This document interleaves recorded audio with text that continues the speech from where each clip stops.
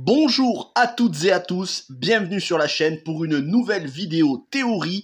Elles sont extrêmement rares sur la chaîne, je les fais en général lorsque j'ai vraiment des soupçons solides sur une intrigue à venir. Et aujourd'hui, je vais me pencher sur le personnage que pour l'instant je préfère le plus dans la série Le Seigneur des Anneaux, les Anneaux de Pouvoir, à savoir Halbrand.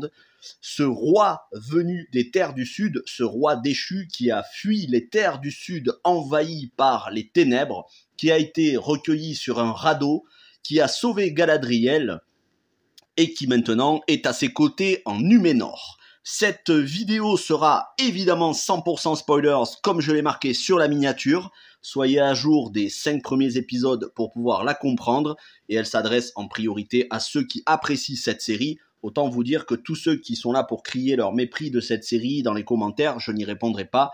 Je me concentrerai uniquement sur les gens qui sont vraiment soit enthousiastes sur cette série, soit mitigés, mais mitigés un peu plus dans le positif. Alors, Halbrand, sa véritable identité, et encore une fois, je le dis, c'est de la théorie, ça n'est pas une vérité absolue. Peut-être que la semaine prochaine ou les semaines suivantes, ce sera totalement infirmé par les épisodes, mais ça me fait très plaisir de partager cette théorie avec vous qui, je pense, est très crédible.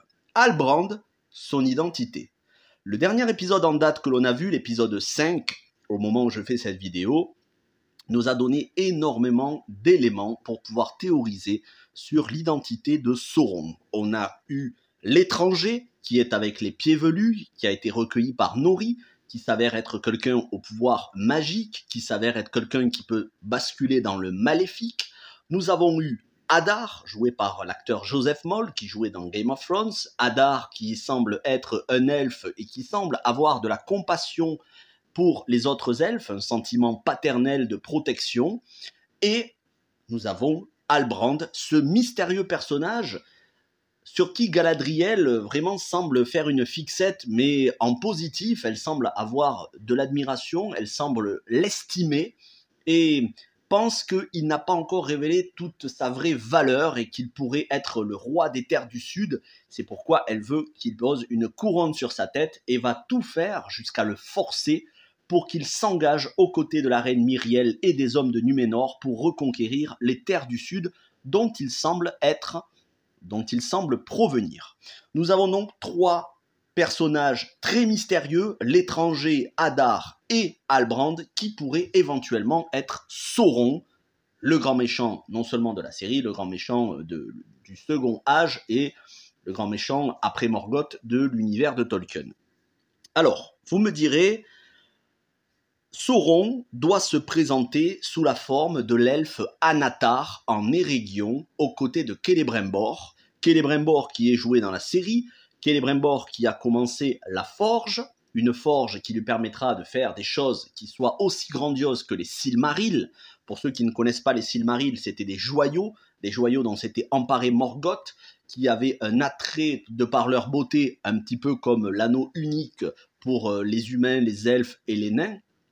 Donc les Silmarils avaient été une des causes de la grande guerre du premier âge, et les anneaux de pouvoir vont être la cause de la grande guerre du second âge et l'anneau unique du tiers âge. Anatar est l'aspect de Sauron, puisque Sauron est un métamorphe qui peut prendre différentes apparences. Anatar est son apparence d'elfe lorsqu'il se rend chez les elfes. Et il va commencer à se lier d'amitié avec les différentes elfes, et c'est un maître forgeron extrêmement habile qui va être accepté, malgré la méfiance de Galadriel notamment, et de Elrond, il me semble, qui va être accepté jusqu'à ce qu'il fasse forger par Celebrimbor les différents anneaux, tout en forgeant dans la montagne du destin l'anneau unique, l'anneau de pouvoir, qui, lorsqu'il va le revêtir, eh bien, Celebrimbor va s'apercevoir que Anatar n'est pas celui qu'il prétend être, mais qu'il est Sauron, et c'est à ce moment-là que va se déclencher les hostilités, et qui entraînera, plus longtemps après, bien évidemment, tout ça sur des siècles, qui entraînera la guerre, la dernière bataille des elfes et des hommes, qui nous est contée dans l'introduction du film La Communauté de l'Anneau. Mais il y a quelque chose d'extrêmement important qu'il faut vraiment que vous compreniez, c'est que cette série est une adaptation libre parce que les showrunners, les scénaristes n'ont pas le droit légal d'adapter le Silmarillion. Ils n'ont les droits que sur les annexes et appendices. C'est pourquoi beaucoup de personnages ont été créés dans la série, y compris ce personnage de Halbrand, ainsi que l'étranger, Adar, la reine Myriel et d'autres. Pour moi, Halbrand, et pourtant, je vous le dis, ça m'embête parce que c'est le perso que j'apprécie le plus, je lui trouve un charisme fou et je suis content de voir, notamment sur les réseaux sociaux, certains Américains ou d'autres qui considèrent que ce personnage a un charisme un petit peu à la Aragorn et c'est vraiment, moi, le charisme du personnage me fait beaucoup penser à Aragorn, mais pourtant, je crains fort que ce soit Sauron. Pourquoi ? Parce qu'il y a trop d'indices qui laissent le penser et qui le laissent penser. Et quand j'ai regardé à nouveau une deuxième fois, d'où l'intérêt de se faire un deuxième visionnage sur les épisodes, quand j'ai regardé une nouvelle fois l'épisode 5 en ayant en tête ce que l'on savait déjà, le peu que l'on savait de Halbrand depuis le début de la série, je me suis mis en tête que c'était Sauron et ça explique énormément de choses. À aucun moment il n'est demandeur pour repartir en Terre du Milieu.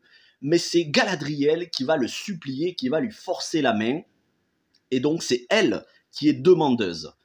C'est donc lui qui a le vent en poupe, qui est clairement désiré, et en plus il montre énormément d'aptitude à la forge. Galadriel lui dira « Je n'ai jamais vu un forgeron d'aussi grande qualité ». Il est apprécié par la reine Myriel, il est apprécié par Pharazôn, il est apprécié par Galadriel, et il ne veut pas revenir en Terre du Sud, il semble être quelqu'un plutôt sans histoire, bien que, souvenons-nous, il soit capable de violence et de violence brutale. En témoigne la scène où il avait, après avoir séduit et charmé tous les forgerons et les différentes guildes en leur payant un coup à boire et en plaisantant avec eux, il avait, sans hésitation, brisé le bras et mis à terre plusieurs hommes dans un accès de rage qui était assez surprenant et dans une violence, il faut le dire, même si c'est à des années-lumière de la violence de Game of Thrones ou de House of the Dragon, dans une scène qui était la plus brutale qu'on ait eue dans la série pour le moment. C'est donc quelqu'un qui est capable de charmer les gens par son charisme, par sa présence, par sa finesse d'esprit, quelqu'un qui est capable d'accès de violence brutale, mais aussi quelqu'un qui est capable de diplomatie. En témoigne sa sagesse et son tact qui donne des leçons à Galadriel qui est trop fougueuse et qui est trop emportée par sa haine. Autre élément, il va amener Galadriel à révéler ses véritables intentions en fin d'épisode 5, à lui parler à cœur ouvert lorsqu'elle va lui dire qu'elle se sent dominée par le sentiment de vengeance dont elle n'arrive pas à se départir. Or, à aucun moment, et regardez à nouveau les épisodes, à aucun moment, lui, Halbrand, ne se révèle. Finalement, il fait parler Galadriel, il donne des conseils à la Galadriel, il donne aussi, au détour d'un épisode où Galadriel se rebelle contre ses gardes, il donne un conseil à Pharazôn en lui disant de ne pas la prendre de front. Donc, commence petit à petit à dispenser des conseils diplomatiques à la fois à Pharazôn mais aussi à Myriel, et il s'est rendu indispensable comme forgeron, mais lui n'a donné presque aucune information sur sa véritable identité. Donc, ça me fait dire que, étant donné que cette série est une adaptation libre du Silmarillion, enfin, même pas du Silmarillion, à peine seulement des annexes et appendices, on n'aura probablement pas Anatar aux côtés de Celebrimbor. Je pense que Sauron est Halbrand, qu'il va arriver en Terre du Milieu pour sauver les hommes aux côtés des Numénoréens, pour sauver les gens des Terres du Sud, donc Arondir, Bronwyn et les villageois, en combattant Adar qui n'est pas Sauron, et que par reconnaissance, Galadriel va l'amener en Eregion, aux côtés de Gil-galad, Elrond et Celebrimbor, en vantant ses mérites en tant que roi, en vantant ses mérites en tant que personnage noble de cœur et ce personnage honorable, et surtout en vantant ses talents de forgeron. Tout ça va faire en sorte que les habitants, et notamment Celebrimbor, aient confiance en lui, et il va les amener à forger les anneaux de pouvoir. Et ensuite, dans les saisons suivantes, alors peut-être que ça arrivera d'ici la fin de saison ou vraiment dans les dernières minutes ou en début de saison prochaine, mais dans les saisons suivantes, il va s'avérer qu'il est Sauron et en forgeant secrètement l'anneau unique, il va révéler sa véritable identité. Je pense donc qu'Anatar, l'elfe, ne sera pas dans cette adaptation libre du Seigneur des Anneaux du Silmarillion, qui n'est même pas une adaptation du Silmarillion, mais que ce sera Halbrand, et qu'on a déjà tous les indices quand on s'arrête et quand vraiment on regarde avec détail chaque réaction du personnage.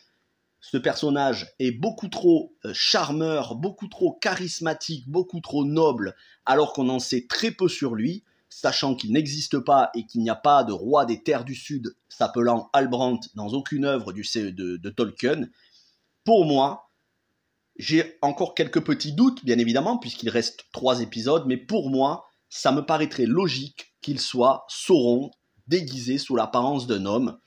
Et ça aussi, ça expliquerait que Galadriel se sente dupée quand elle apprendra que Halbrand est Sauron, et que ça l'amène à être beaucoup plus méfiante, beaucoup plus avisée, pour devenir la Galadriel sage que l'on connaît dans à la fois les films de Peter Jackson, mais aussi dans les romans du Seigneur des Anneaux. C'était ma théorie, Halbrand et Sauron. Maintenant, mettez-vous en tête, lorsque vous regardez un épisode, notamment l'épisode 5, que Halbrand est Sauron, et vous verrez, ça vous donnera une nouvelle vision de ce personnage. J'espère me tromper, parce que c'est un personnage que j'apprécie, et j'aimerais pas qu'il soit Sauron, parce que quand on sait ce que Sauron va faire à Celebrimbor et à d'autres, c'est pas forcément ultra, c'est plutôt même dark, violent, mais si c'était le cas, je suis content parce que je l'aurais deviné un petit peu à l'avance et ça prouve aussi que la série est beaucoup plus subtile qu'il n'y paraît. Bien évidemment, on refera le point à la fin de ces épisodes, à la fin du 8e épisode, et je vous encourage vivement à assister au live que je fais tous les dimanches soirs avec mes invités, puisque tout ce que je vous dis dans cette vidéo, je l'ai dit beaucoup plus en détail avec des images lors du live de l'épisode 5. Donc n'hésitez pas à regarder mes reviews et mes lives. Review le vendredi, live le dimanche soir sur Les Anneaux de Pouvoir. Une série beaucoup plus profonde qu'il n'en a l'air. Et tant pis pour ceux qui n'aiment pas ou qui sont déçus. Ça peut pas plaire à tout le monde, c'est pas très grave. Mais en tout cas, moi, je me régale. Merci à vous tous d'avoir écouté cette vidéo. N'hésitez pas à me donner vos théories. Pensez si cette théorie vous semble crédible. Mais vraiment, on a beaucoup d'éléments qui nous font penser, en tout cas qui me font penser, que Halbrand, ça n'est pas sa véritable identité et qu'il cache des choses, peut-être des choses beaucoup plus sombres qu'il n'y paraissent. Merci, portez-vous bien et on se retrouve ce soir, mercredi soir, pour un live House of the Dragon sur l'épisode 6, La princesse et la reine. Portez-vous bien et ciao tout le monde.